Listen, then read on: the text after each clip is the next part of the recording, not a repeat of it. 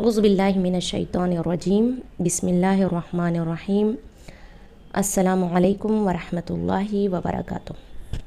آج ہم بات کریں گے قناعت کے سلسلے میں کہ قناعت کسے کہتے ہیں۔ آپ لوگوں کی باتوں میں، لوگوں کی گفتگو میں سنتے ہوں گے کہ ہمیں اپنی زندگی قناعت کے ساتھ گزارنی چاہیے، زندگی قناعت کے ساتھ جینی چاہیے۔ تو قناعت کا مطلب کیا ہے؟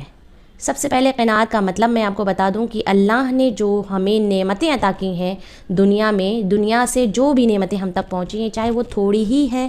ہم اس پہ کیا کریں؟ اللہ کا شکر ادا کریں اور صبر سے کام لیں۔ اسی کو قناعت کہا جاتا ہے، اور یہ بہترین صفت ہے، اخلاقی صفتوں میں سے ایک صفت ہے کہ انسان کے اندر قناعت جیسی نعمت ہونی چاہیے۔ اگر کسی کے اندر ہے تو وہ اللہ کا شکر ادا کرے، اور اگر کسی کے پاس نہیں ہے تو وہ اللہ سے دعا کرے، راز و نیاز کرے کہ پروردگار اس بہترین نعمت سے اسے نوازے، یعنی قناعت کرنا آئے اسے۔ جیسا کہ ہم اگر دیکھیں تو ہمارے 14 معصومین علیہم السلام کی زندگی میں یہ صفت نظر آتی ہے کہ انہوں نے قناعت کے ساتھ اپنی زندگی کو بسر کیا۔ بالخصوص ہماری شہزادی جناب فاطمہ زہرا سلام اللہ علیہا نے قناعت کے ساتھ اپنی زندگی کو بسر کیا ہے، اور کبھی بھی شکوہ نہیں کیا مولا علی سے، کبھی بھی شکایت نہیں کی کہ مجھے یہ پریشانی ہے، یہ تکلیف ہے، بلکہ ہمیشہ انہوں نے شکر ادا کیا ہے پروردگار کا اور صبر و تحمل سے کام لیا ہے۔ اور واقعی اگر انسان اپنے اخلاق کو مکمل کرنا چاہتا، اخلاق کو اپنانا چاہتا ہے کہ اس کا اخلاق جو ہے وہ سب سے اچھا ہو، تو اس کو اپنے اندر یہ صفت لے کر آنی چاہیے۔ جتنے بھی انبیاء تھے اللہ نے ان سب کو مکارم اخلاق سے نوازا تھا، یعنی تمام بد اخلاقی سے وہ دور تھے، ہر برائی سے، ہر بد اخلاقی سے، بدخلقی سے وہ دور تھے۔ تو سب سے پہلے انسان کو اپنے اندر یہ تمام چیزیں لے آنی چاہیے کہ اس کے اندر قناعت ہو، اس کے اندر تقویٰ ہونا چاہیے، حلم و بردباری ہونی چاہیے، شجاعت ہونی چاہیے، سخاوت ہونا چاہیے،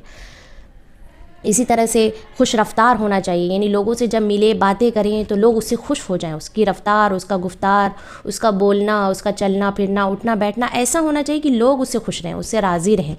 یہ بھی ایک بہت بڑی نعمت ہے کہ یعنی انسان، لوگ جو ہے، مخلوق جو ہے اس سے راضی ہو جائے۔ اور اسی طرح سے یعنی امانت داری کا خیال رکھے، اور ان سب میں سب سے بڑی نعمت، سب سے بڑی چیز ہے، سب سے بڑی صفت ہے کہ اپنے اندر تقویٰ پیدا کرے، یعنی انسان متقی ہو جائے، اللہ سے ڈرے، ہر اس چیز سے پرہیز کرے جس سے اللہ نے منع کیا ہے، اور ہر اس چیز کو انجام دے جس سے اللہ راضی ہے۔ تو اگر ہم دیکھیں قناعت، تو جناب فاطمہ زہرا کی زندگی میں ہمیں بخوبی نظر آ رہی ہے کہ جناب فاطمہ زہرا نے کیسے قناعت کو انجام دیا، اور بہت زیادہ جود و سخاوت کی ہے، انہوں نے بخشش کی ہے، کرامت والی تھیں بی بی، لوگوں کو عطا کرتی تھی۔ اور بہت سارے واقعات، بہت سارے ایسے واقعات ملتے ہیں کہ جو جناب فاطمہ زہرا کی فضیلت کو بیان کرتے ہیں۔ ایک روایت کے مطابق کہتے ہیں کہ جس دن جناب فاطمہ زہرا کی شادی تھی، یعنی ان کے بابا نے ان کو نیا لباس دیا تھا پہننے کے لیے، لیکن اسی دن کسی عورت نے ان سے یعنی خواہش کی کہ آپ جو ہے مجھے کچھ عطا کیجئے۔ تو جناب فاطمہ زہرا نے اپنا وہ لباس جو دلہن والا لباس تھا، آپ نے سنا ہوگا کہ اپنے دلہن والا لباس اٹھا کر اس عورت کو دے دیا، اس خاتون کو دے دیا، اور جناب فاطمہ زہرا اپنی پرانے لباس میں ہی یعنی اسی لباس کو پہن کر مولا علی کے گھر چلی گئیں۔ بعد میں جب رسول خدا صلی اللہ علیہ وآلہ وسلم نے پوچھا، اے بیٹی یعنی وہ لباس کہاں ہے، اس لباس کے بارے میں دریافت کیا، تو کہا کہ میں نے خدا کی رضا کے لیے میں نے اللہ کی راہ میں اسے کسی کو بخش دیا ہے، دے دیا ہے۔ کہتے ہیں یہ جود و کرم، یہ بخشش پروردگار کو اتنی پسند آئی جناب فاطمہ زہرا کی کہ اللہ نے جبرائیل سے کہا ہے جبرائیل آپ جائیے اور جا کر کہیے۔ تو جبرائیل آنے کے بعد پیغمبر سے کہتے ہیں کہ اے رسول، آپ فاطمہ سے پوچھیں کہ آج ان کی کیا حاجت ہے، کیونکہ اللہ آج بہت راضی ہے، آج فاطمہ جو بھی چاہیں گی اللہ انہیں عطا کرے گا۔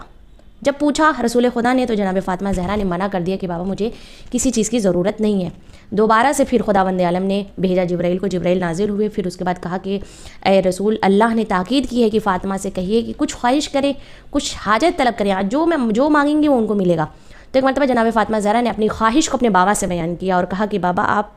یہ دعا کریں۔ اس وقت رسول خدا صلی اللہ علیہ وسلم نے اپنے ہاتھوں کو آسمان کی جانب بلند کیا اور کہا پروردگارا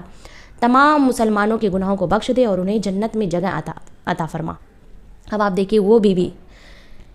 کہ جنہوں نے یعنی ہمیشہ اپنے چاہنے والوں کو، مسلمانوں کو، امت پیغمبر کو یعنی یاد کیا ہے، انہیں ہمیشہ یاد رکھا ہے اور ان کے لیے ہمیشہ دعا کی ہے۔ لیکن ذرا آپ سوچیں کہ وہ بیوی جنہوں نے ہمیشہ ہمارا خیال رکھا، مسلمانوں کا، امت پیغمبر کا، امت رسول کا